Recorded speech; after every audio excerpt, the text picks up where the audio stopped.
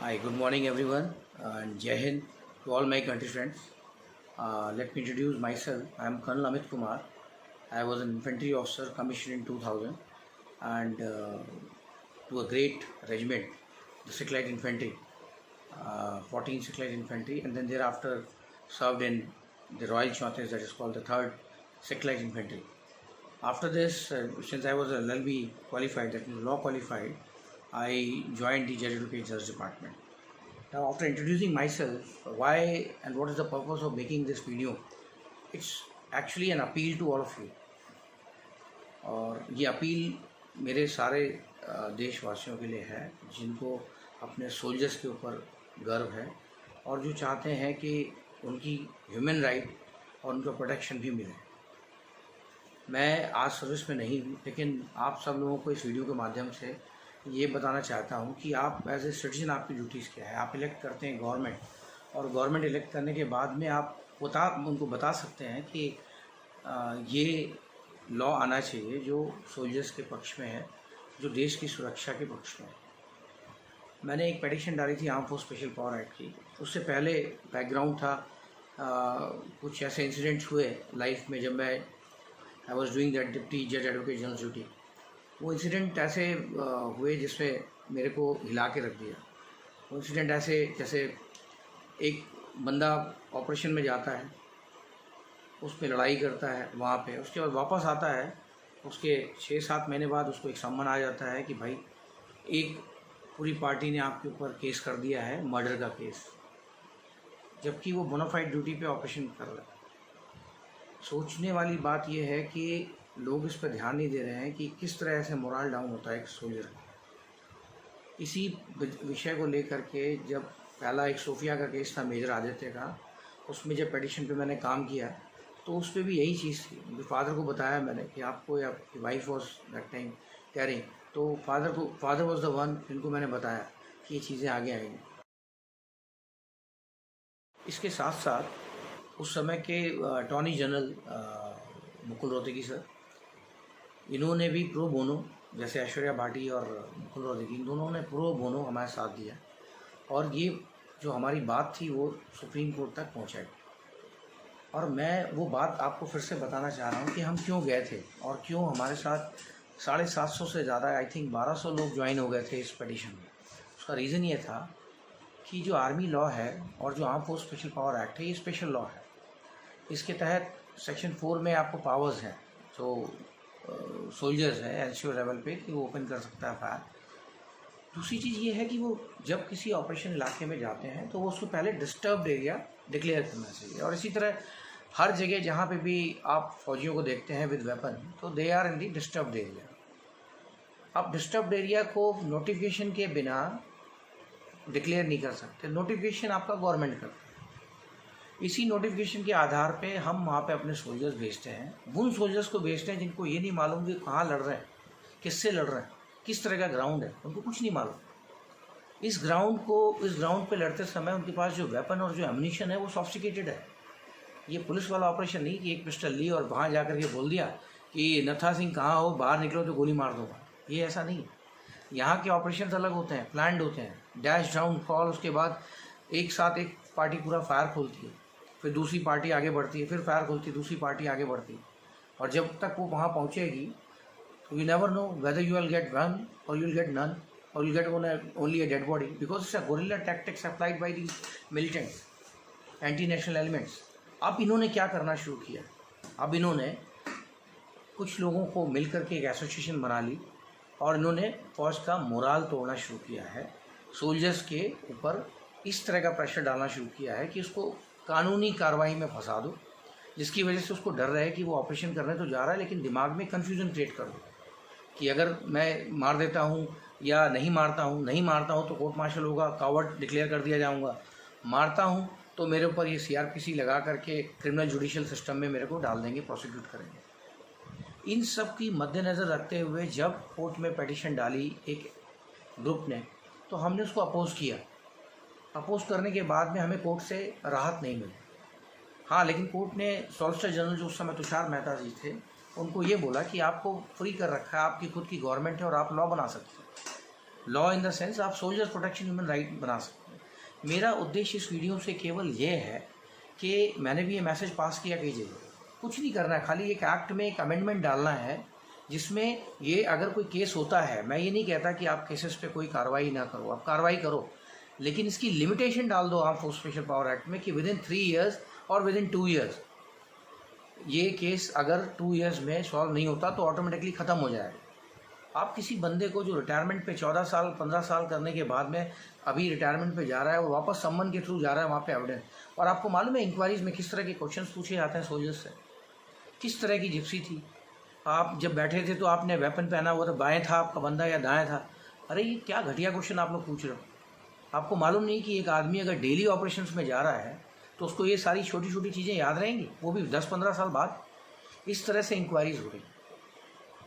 मेरे पास जितने भी लोग आ रहे हैं मैं सबकी मदद कर रहा हूँ, लेकिन मैं अकेले मदद नहीं कर सकता until unless as a citizen आप लोग इस चीज़ को नहीं समझोगे और गवर्नमेंट से पूछोगे आप क्यों नहीं अमेंडमेंट ला रहे हो।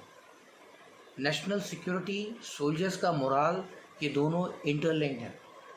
अगर सोल्जर्स का मोराल हाई है, उसको कोई टेंशन नहीं है ऑपरेशन के टाइम में, तो नेशनल सिक्योरिटी बढ़िया होगी। अब एक एग्जांपल देता हूँ आपको।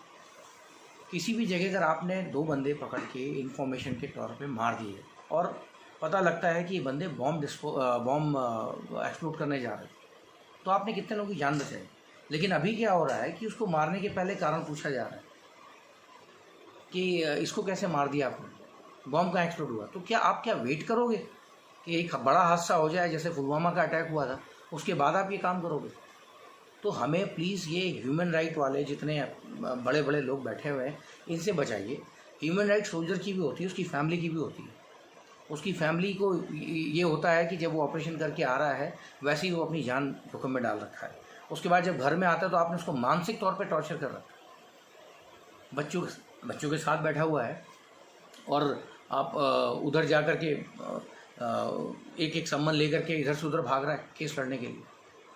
तो मेरी मांग ये है कि मिलिट्री ऑपरेशन को पुलिस ऑपरेशन से कंपेयर ना किया जाए। आपकी जो जुडिशरी जब भी कोई पैनल या कमेटी बैठालती है उसमें एक मिलिट्री का ऑफिसर रखिए who can give you and assist you in understanding the military difference between the military and police operation, and what are the tactics which are required to be applied by the military, and what all weapons are there. They will tell you each and everything. But आप उसको रखो तो आपकी committee में भी ऐसे बंदे होते हैं जो इंक्वायर करते हैं, वो उनको कोई निटिग्रिटी नहीं होती मिलिट्री लॉ की या मिलिट्री एक्ट की। तीसरा, मिलिट्री का एक जुडिशियल सिस्टम है जिसमें हम खुद उसको चेक करते हैं, कंपनी कमांडर से लेके प्लाटून कमांडर, एक पूरा सिस्टम। आप मिलिट्री जुडिशियल सिस्टम को ये नहीं बोल सकते कि ये बिल्कुल किसी काम का नहीं है। हमारे यहाँ सबसे तेज़ी से पनिशमेंट होता है और सबसे खतरनाक पनिशमेंट हम देते हैं। ऐसा पनिशमेंट देते हैं अगर कोई दोषी मिलता है कि वो दोबारा उठ नहीं सकता। ये ऑफेंसेस हैं to maintain a discipline. But इन सब चीज़ों को तो मैं लॉ के तौर पे आपको बता रहा हूँ, लेकिन एक सोल्जर के मोराल के लिए जो बेसिक रिक्वायरमेंट है वो ये है कि उसके देश के लोग उसके साथ दें। जब वो कोई ऑपरेशन हो तो कोलैटरल डैमेज की अर्थ को समझें। गेहूं के साथ घुन पिस जाना जो मैं बोलता हूँ, ये ज़बरदस्ती नहीं होता। एक सोल्जर पूरा कोशिश करता है कि एक भी उसका सिटीजन घायल ना हो। कश्मीर में क्या हो रहा है आप देख रहे हैं। आपके मिलिटेंट और एक पूरे ऑपरेशन के बीच में पब्लिक के पीछे पीछे वो मिलिटेंट आकर के एक ऑफिसर को मार देता है। ये ऐसे हादसे हुए और पब्लिक को बचाने के चक्कर में ओपन नहीं कर रहा था, जबकि अनलॉफुल एक्टिविटीज़ एक्ट में वो ऑफेंडर है। वो पब्लिक पूरे जितने बंदे हैं, चाहे 100 बंदे हैं, सारे के सारे अनलॉफुल एक्टिविटीज़ में ऑफेंडर बनते हैं, लेकिन कोई भी उसका संज्ञान नहीं लेता। FIR होती है, लेकिन FIR में कभी ये नहीं पुलिस लिखती है कि यहाँ पे इतनी सारी पब्लिक की वजह से ये ऑफिसर मर गया। उसको शहादत दे देते हैं आप, लेकिन उसकी इंक्वायरी की कैसे मरा वो नहीं डालते आप। मेरा केवल गुस्सा इस बात पे है कि आज उस पेटिशन को भी गए हुए 18 में डिसमिस हुई थी, 19, 20, 21, 3 साल हो गए, लेकिन किसी की कोई अभी तक किसी को ये नहीं समझ में आ रहा है कि हमें ये अमेंडमेंट चाहिए। मैं हाथ जोड़ करके आप सबसे विनती करता हूँ, मेरी आवाज़ को आगे बढ़ाएं और गवर्नमेंट को बताएं कि उनकी बेसिक नैतिक ड्यूटी क्या है।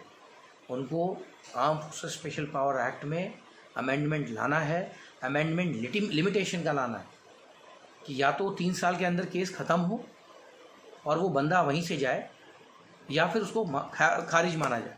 और अगर कोई नेग्लिजेंस नहीं है तो उसको कोलैटरल डैमेज आप उसको दीजिए जो फैमिलीज को देना पड़ता है। बट किसी सोल्जर के मोराल पे आप इस तरह का घाव ना डालें कि वो बंदा आगे की ओर आप और बाकी लोगों को देखते हुए दूसरे बंदे भी उससे प्रेरित ना हो कि ये क्या हो रहा है यहाँ पर, मैं ऑपरेशन करने जा रहा हूँ, क्या मैं सेफ़ हूँ, क्या मैं लीगली सेफ़ हूँ, क्या मैं रिटायरमेंट लाइफ अपने बच्चों के साथ में सही से मनाऊँगा। एक कैप्टन साहब थे जो ब्रिगेडियर होकर रिटायर हुए, उनकी बेटी की शादी थी और सम्मान के तौर पे रिटायरमेंट का 1 साल था।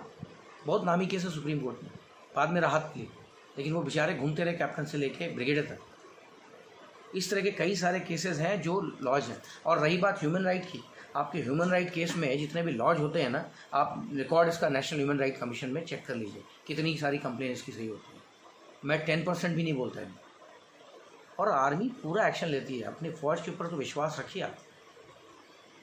इसलिए आप लोगों से मेरा अनुरोध है कि आप इस चीज़ को समझें और बताएं और लोगों को जताएं कि ये एक पेटिशन के तौर पे गवर्नमेंट को मजबूर करें कि वो एक ऐसा लॉ या चेंज लाए arm force special power act में जिसमें सोल्जर्स की जो ह्यूमन राइट है उसको प्रोटेक्शन मिले, उनकी फैमिलीज़ को प्रोटेक्शन मिले, उनको हमारी तरह से जैसे हम गए थे 750 ऑफिसर्स और 1200 के आसपास ऑफिसर्स सारे के सारे जो कि आ नहीं पाए पेटिशन में कोर्ट में, उस तरह से बाकी लोगों को परेशानी ना हो। क्योंकि सुप्रीम कोर्ट ने खुद बोला है कि आपके पास तो पावर है, आपकी पार्टी है पावर में, आप बना दीजिए लॉ। तो क्यों नहीं आप बना रहे लॉ, किसके लिए नहीं बना रहे?